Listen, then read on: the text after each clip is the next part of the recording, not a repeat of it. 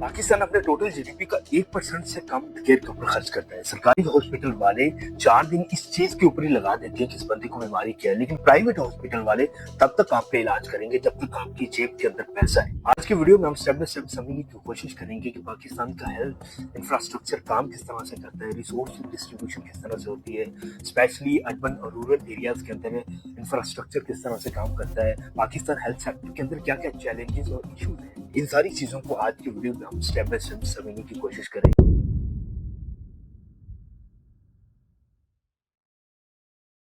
So basically Pakistan का जो health care system है, इसके जो फाइनेंसिंग सोर्स है, ये बेसिकली 3 इसके फाइनेंसिंग सोर्स है।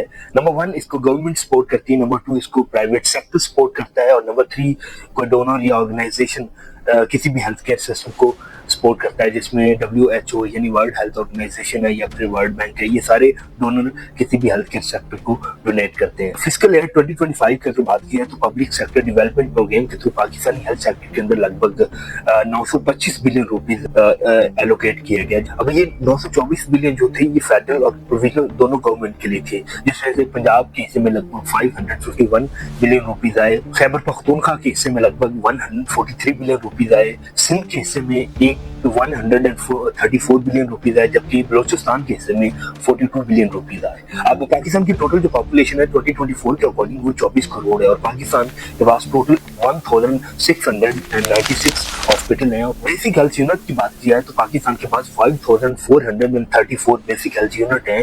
पाकिस्तान के पास टोटल जो रजिस्टर्ड डॉक्टर है लगभग 3,19,000 है, और फिर टोटल डेंटिस्ट की अगर बात की जाए तो ये लगभग 39,000 है, और ये जो वैल्यू है ये 8.7% से लगभग हर साल बढ़ती जा रही है। टोटल नर्सेज की बात की जाए तो पाकिस्तान के पास लगभग 1,39,000 नर्सेज हैं, और मिडवाइफ्स की बात की जाए तो पाकिस्तान के पास लगभग 43,000 मिडवाइफ्स हैं।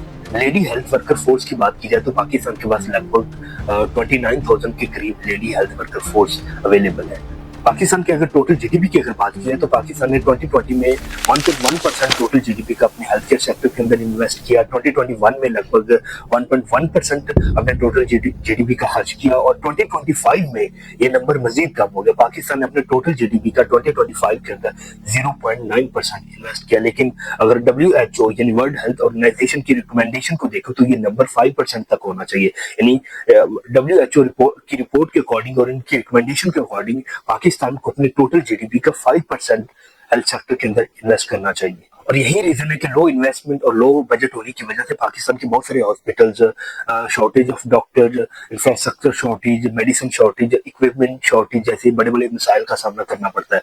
अगर इन सारी चीजों को रूरल एरिया के साथ कंपैरिजन किया जाए तो ये नंबर और भी ज्यादा बढ़ जाती है। यानी रूरल एरिया के अंदर कंपैरेटिवली अर्बन एरिया के अंदर ज्यादा medical shortage, professional doctor shortage, या फिर हम कह सकते हैं इक्विपमेंट की शॉर्टेज, ज्यादा नंबर बढ़ जाता है कंपैरेटिवली अर्बन एरियाज के अंदर। नंबर 2 इशूज और चैलेंज जो पाकिस्तानी हेल्थ सेक्टर को फेस करना पड़ रहा है आज की डेट में, वो है प्रोफेशनल ब्रेन ड्रेन। यानी पाकिस्तान के अंदर लगभग 32,000 ग्रेजुएट्स हर साल इस देश को छोड़ के चले जाते हैं। इसके पीछे की रीजन है बेटर अपॉर्चुनिटी, बेटर लाइफस्टाइल, अच्छी सैलरी, ये सारी चीजें होती हैं जिसकी वजह से पाकिस्तान के लगभग 32,000 डॉक्टर ग्रेजुएट हर साल पाकिस्तान को छोड़ते हैं। 2 मेडिकल कॉलेजेस के अंदर स्टडी करवाई थी जिसमें 33% का ये कहना था कि वो फ्यूचर में पाकिस्तान को छोड़कर चले जाएंगे। इसके पीछे की रीजन है बेटर अपॉर्चुनिटी, बेटर लाइफस्टाइल और बेटर सैलरी, ताकि वो अपने आप को ज्यादा कंफर्टेबल कर सके। उसके बाद जो हमारा अगला इशू है वो है लिमिटेड फोकस ऑन PHC यानी primary health care system. Primary health care system वो सिस्टम होता है जब कोई भी शख्स बीमार होता है तो हमेशा इस सबसे पहले मेडिकल सिस्टम से कांटेक्ट में आता है। स्पेशली रूरल एरिया की अगर बात की जाए तो प्राइमरी हेल्थ केयर सिस्टम अगर स्ट्रॉन्ग नहीं होगा तो हम कभी भी हॉस्पिटल के अंदर ये जो ओवर क्राउडिंग है उसको कभी भी कम नहीं कर सकते।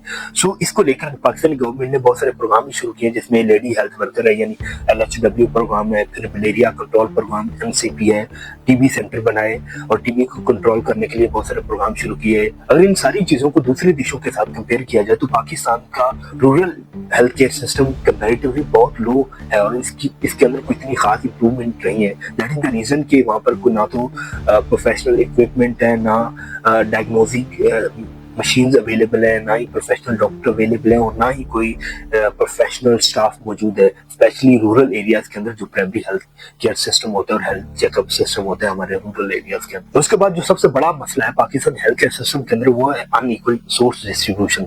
Unequal source distribution is a big problem Pakistani health sector के अंदर। अगर मैं बात करूं तो मोस्टली पाकिस्तान के जो बड़े बड़े शहर हैं उसके अंदर ही बड़े बड़े हॉस्पिटल्स, क्लिनिक्स और डिस्पेंसरीज होती हैं और यही रीजन है कि इस पॉइंट पे आके रूरल एरियाज को इग्नोर किया जाता है फैसिलिटीज के एतबार से। और यही रीजन है जब अनइक्वल डिस्ट्रीब्यूशन होती है रूरल और अर्बन एरियाज को लेकर, तो कोई भी एक शख्स जो गांव में रहता है वो कभी भी सेम फैसिलिटीज को अवेल नहीं कर सकता जो शहर में रहता है। कम्युनिटी हेल्थ इंडेक्स यानी CHI हमें इनक्वालिटी स्कोर को समझने के बारे में हेल्प आउट करता है। यानी अगर कम्युनिटी यानी CHI की अगर मैं बात करूं तो CHI के अकॉर्डिंग पाकिस्तान के वेल डेवलप्ड एरिया जहाँ पर बड़े बड़े हॉस्पिटल हैं, बड़े बड़े क्लिनिक्स हैं या फिर प्रोफेशनल डॉक्टर हैं, वो एरिया 16% ज्यादा हेल्थियर है कंपैरेटिवली वो एरिया जहाँ पर ना तो बड़े डॉक्टर्स हैं, ना बड़े बड़े क्लिनिक्स हैं और ना ही बड़ी बड़ी डिस्पेंसरी और ना ही कोई प्रोफेशनल डॉक्टर अवेलेबल है।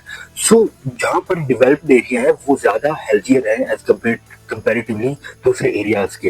दूसरी तरफ इनक्वालिटी स्कोर की अगर बात की जाए तो अर्बन एरियाज का अगर इनक्वालिटी स्कोर अगर 70% है तो रूरल एरियाज का ये नंबर 70% है, यानी 10% का डिफरेंस है। और इतना ज्यादा अनइक्वल सोर्स डिस्ट्रीब्यूशन देखने को मिलता है अर्बन और रूरल एरियाज के अंदर, स्पेशली हेल्थ केयर सिस्टम को लेकर। और यही रीजन है कि जब हमारे रूरल एरियाज के अंदर लेस इन्वेस्टमेंट होगी, लेस रिसोर्सेज होंगे, शॉर्टेज ऑफ रिसोर्सेज होगी, शॉर्टेज ऑफ डॉक्टर्स होगी, शॉर्टेज ऑफ इक्विपमेंट होगी, मेडिसिन की शॉर्टेज होगी, तो अल्टीमेट हमारा ये पूरा बर्डन बड़े बड़े हॉस्पिटल्स और बड़े बड़े शहरों के ऊपर पड़ेगा और हॉस्पिटल के अंदर हमें ओवर क्राउडिंग देखने को मिली। पंजाब की अगर बात की जाए तो पंजाब ने सेहत सहूलत कार्ड का इंट्रोड्यूस करवाया जिसने लगभग 9.3 बिलियन पेशेंट को ट्रीट किया और जो लो इनकम फैमिलीज थे उनको सपोर्ट किया।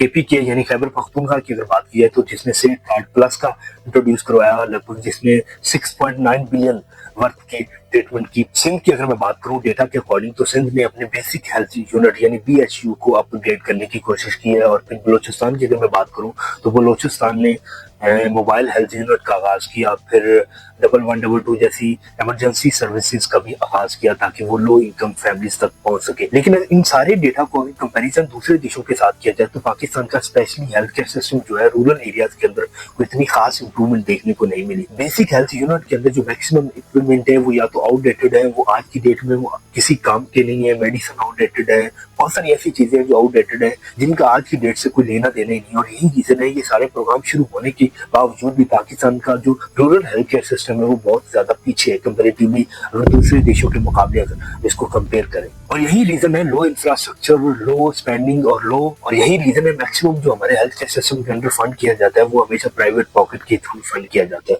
यानी मैक्सिमम लोग अपना इलाज गवर्नमेंट हॉस्पिटल और बेसिक हेल्थ यूनिट में करवाने की बजाय हमेशा प्राइवेट हॉस्पिटल को चूज करते हैं ताकि बेटर अपॉर्चुनिटी और बेटर सर्विसेज अवेल की जाए। बहुत शुक्रिया।